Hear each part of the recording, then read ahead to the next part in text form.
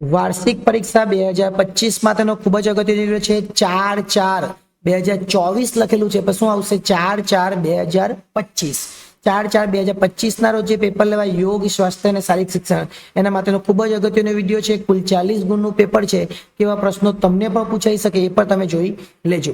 વ્યક્તિ સમાજમાંથી અને અન્ય વ્યક્તિઓ, જૂથો, સમુદાય, સંસ્થાઓ વગેરે સાથે તાલમેલ ધરાવે તો એને શું કહેવાય?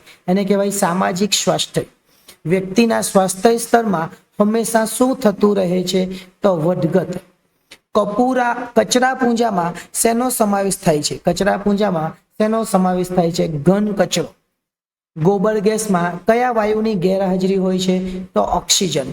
ગોબર અને પાણીનું યોગ્ય માત્રામાં મિશ્રણ કરવામાં આવે છે અને તેને રબડી સિવાય બીજા કયા નામથી ઓળખવામાં આવે છે? તો જવાબ આવશે સ્લરી. ન્યુમોનિયા શરીરના કયા ભાગને અસર કરે છે? ફેફસા. વિઘ્ન દોડમાં હરીફે કેટલા વિઘ્ન પસાર કરવાના હોય છે? વિઘ્ન દોડમાં હરીફે 10 વિઘ્ન પસાર કરવાના હોય. પુરુષ ખેલાડી માટે તારાની અંદરની ધારની ઠેક પાટિયા વચ્ચેનું અંતર કેટલું હોય? ઠેક પાટિયા વચ્ચેની અંતર એ 13 મીટર હોય. લંગડી ફારકુડ કેટલા કુડકાઓનો સમૂહ છે? તો 3 કુડકાઓનો. બરછી વહનના કુલ કેટલા પ્રકાર છે? તો બરછી વહનના કુલ 3 પ્રકાર છે. બરછી ફેંકમાં બરછી હાથમાં લઈને દોડવાની ક્રિયાને શું કહેવાય? તો બરછી વહન કહેવાય. વોલીબોલના મેદાનની લંબાઈ કેટલા મીટર હોય? તો વોલીબોલના મેદાનની લંબાઈ કેટલા? 18 મીટર હોય. વોલીબોલમાં ભાઈઓ માટે નેટની ઊંચાઈ 2.43 મીટર. વોલીબોલની રમતમાં સર્વિસ ક્યાંથી કરવાની હોય? તો અંતિમ રેખા પાછળથી. સામા પક્ષમાં દડાને એક પક્ષ કેટલા પ્રયત્નો કરીને દડાને સામેના મેદાનમાં મોકલવાનો હોય? તો જવાબ આવશે 3. વોલીબોલમાં ખાસ રક્ષક ખેલાડીને કયા નામે ઓળખવામાં આવે છે? ખાસ રક્ષક જે હોય એને લિબ્રો તરીકે ઓળખવામાં આવે. ભારતમાં હોકી મહાભારત કાળમાં કયા સ્વરૂપે રમાતી હતી? કયા સ્વરૂપે રમાતી? તો ઘેરી દડો. હોકી શબ્દ ફ્રેન્ચ ભાષાના કયા શબ્દ પરથી ઉતરી આવ્યો? તો હોકીટ. ભારતના કયા ખેલાડીને વિશ્વમાં હોકીના જાદુગર તરીકે ઓળખવામાં આવે? ધ્યાનચંદ. હોકીની રમતની શરૂઆત કયો ખેલાડી કરે છે? તો સેન્ટર ફોરવર્ડ.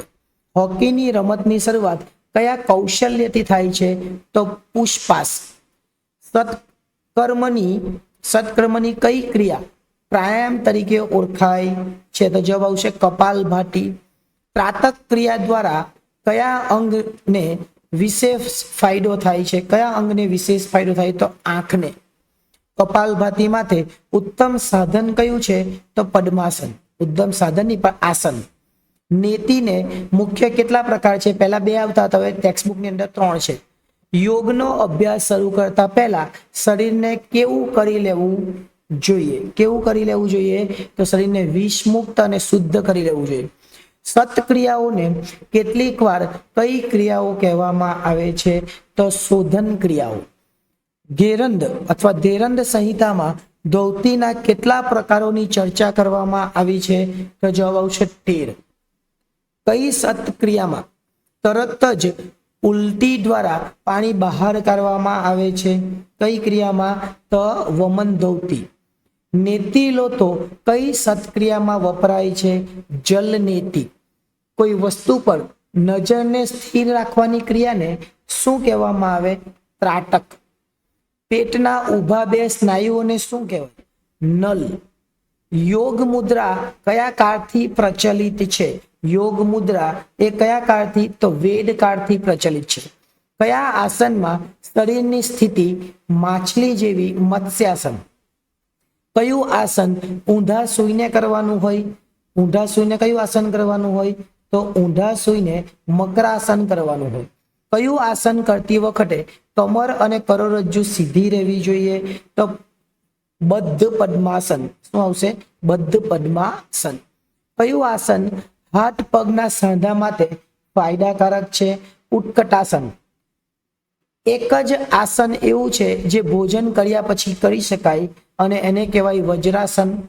જો તમે સ્વસ્થ હશો તો દુનિયાના બધા જ સુખો અથવા બધા જ શું ભોગવી શકશો? તો તમે બધા જ સુખ ભોગવી શકશો.